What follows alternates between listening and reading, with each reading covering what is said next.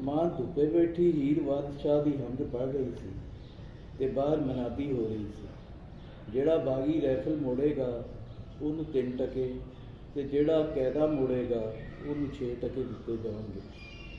वह 5 सालों का पुत्र जिहड़ा बाहर खेडन गया सी ऐलान सुन के नस्या बचिया घर आया ते मां की झोली विच पिया कैदा चुक के 6 टके वट लिया।